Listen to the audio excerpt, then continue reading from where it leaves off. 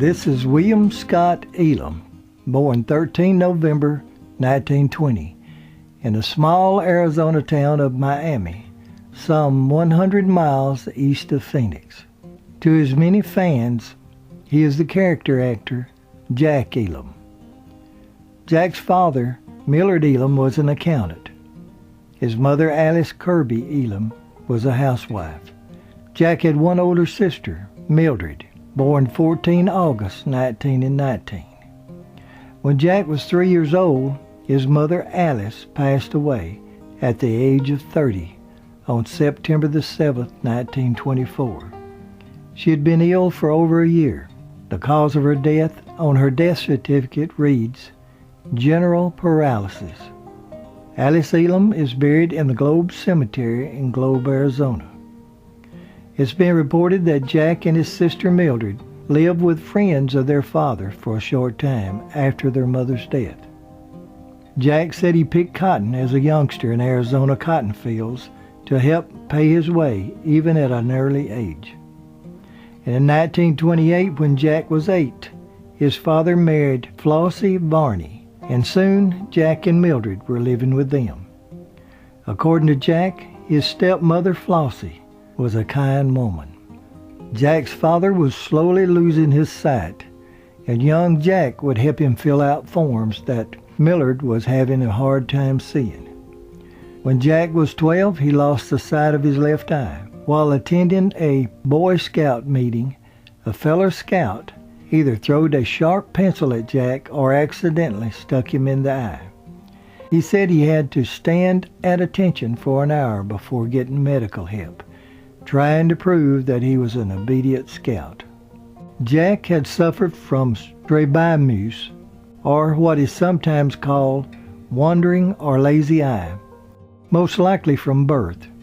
It's considered an inherited disease. He attended Miami High School and later graduated from Phoenix's Union High. Now this is Jack in his junior year. After high school, Elam will attend Modesto and Santa Monica Junior Colleges in California, studying accounting. While there, he will meet and marry Jean Hodgett on Thursday the 24th of August 1939 in Las Vegas, Nevada. They were in love, and it will be a happy marriage. They will have one daughter, Jerry, and a son, Scott, during the course of their marriage. They will remain married until her untimely death on January the 24th, 1961. After marrying Jean, Jack will get a job as auditor and bookkeeper, later managed the famed Bel Air Hotel in Los Angeles.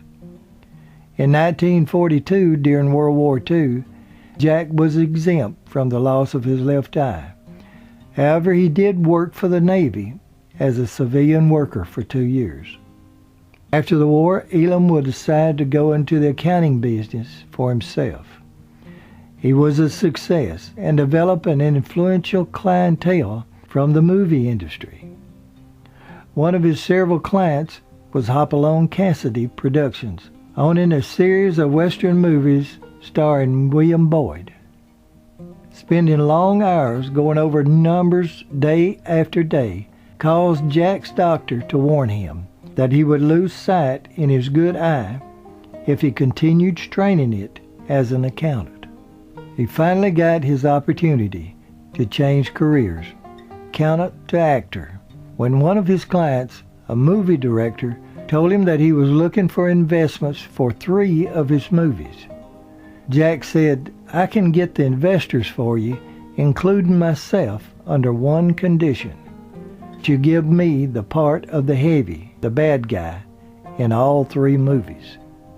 Jack said, "I never acted before, so you might say I bought my way into the acting business."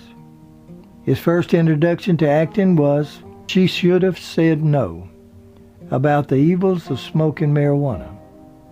Next, in 1950, it was The Sundowners with Robert Sterling and Kathy Downs. John Drew Barrymore was only 16 when he appeared in The Sundowners. Jack will get his big break in 1951 when he meets Tyrone Power and Susan Hayward during the filming of Rawhide.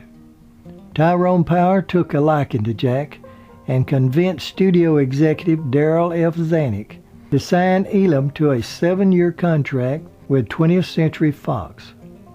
After that, Jack was off and running, and he never stopped. In 1952, Jack said he got 2 days' work on High Noon with Gary Cooper and Grace Kelly.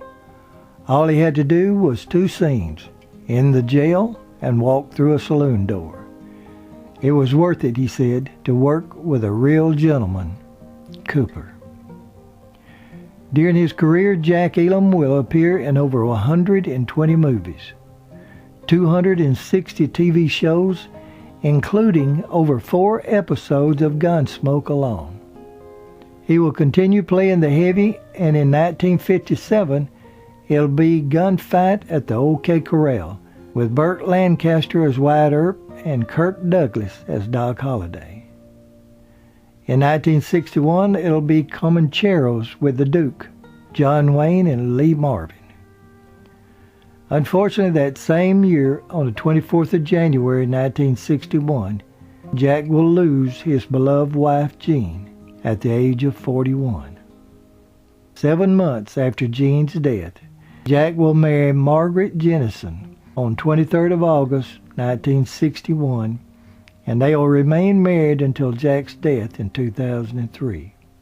They will have 1 daughter during the course of their marriage, Jacqueline. They'll call her Jackie. 2 years after marrying Margaret Jennison, Jack will get a chance to play a good guy in ABC's Warner Brothers television series, The Dakotas.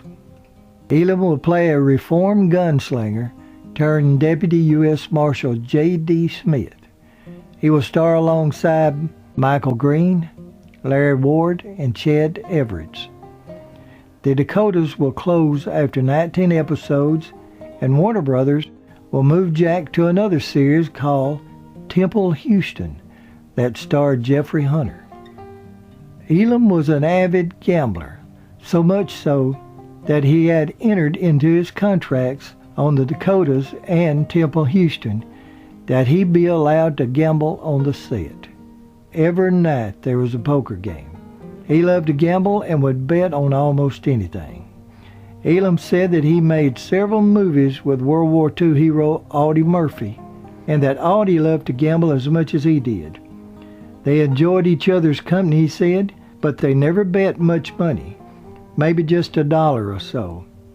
It wasn't the money, it was the betting we loved. He said he wanted to put it on his tombstone. I drank scotch and I played poker. And on the 15th of November 1965, he'll lose his father, Millard, in Turlock, California, at the age of 78. His stepmother, Flossie, will not pass away until the 29th of March, 1985, at the age of 88. The next year, in 1966, it'll be The Night of the Grizzly with Clint Walker. And in 1967, it'll be The Way West with Robert Mitchum, Richard Widmark, and Kirk Douglas. Then in 1968, it'll be Once Upon a Time in the West, another spaghetti western with Charles Bronson that was mostly in Spain. In 1969, a whole new career opened for Jack. He will star with James Garner in his first western comedy entitled Support Your Local Sheriff. Also the same year, he'll play with Walter Brennan in a made-for-TV movie, The Over the Hill Gang. The next year, it was Dirty Dingus McGee with Frank Sinatra and George Kennedy. Also in 1970, Jack will become a cranky old sidekick to John Wayne in Rio Lobo. Serious parts for Jack was growing fewer, while comedy parts was growing. In 1971, Elam again will team up with James Garner in Support Your Local Gunfighter. He will say that it is his favorite film. On 18 August 1977, Jack's sister Mildred will pass away in Arizona at the age of 58. In 1983, Jack will be presented with the Golden Boot Award. And in 1986, while working on the Aurora encounter with Dottie West and Peter Brown, Jack will meet 11-year-old Mickey Hayes. They will develop a lifelong friendship. Mickey was born with a disease that caused premature aging. And Mickey said that he had always been embarrassed to go out in the public. But after playing an alien from outer space in the Aurora encounter, everyone knows me now, he said. Me and Jack, we can go out together. In 1994, Jack Elam will be inducted into the Hall of Great Western Performers in Oklahoma City. Then the next year, in 1995, Jack will appear in his last movie made for TV, Bonanza Under Attack, with Michael Landon Jr. and Ben Johnson. Jack gave his opinion of modern movie bad guys by saying that the heavy or the bad guy today is not my kind of guy. It was simple. Roy Calhoun was the hero because he was the hero. He said I was the heavy because I was the heavy. Nobody cared what my inner mental problems were. I robbed banks because I wanted the money. I never had a mental condition except for the fact that I was just bad. On October the 20th, 2003, at his home at 1819 Dragonfly Lane in Ashland, Oregon, Jack Elam will pass away from congestive heart failure. He had been in bad health for several years. He was 82 years old. Jack left his wife Margaret of 42 years, his 3 children, Jerry, Scott, and Jacqueline, 3 grandchildren, and 3 great-grandchildren.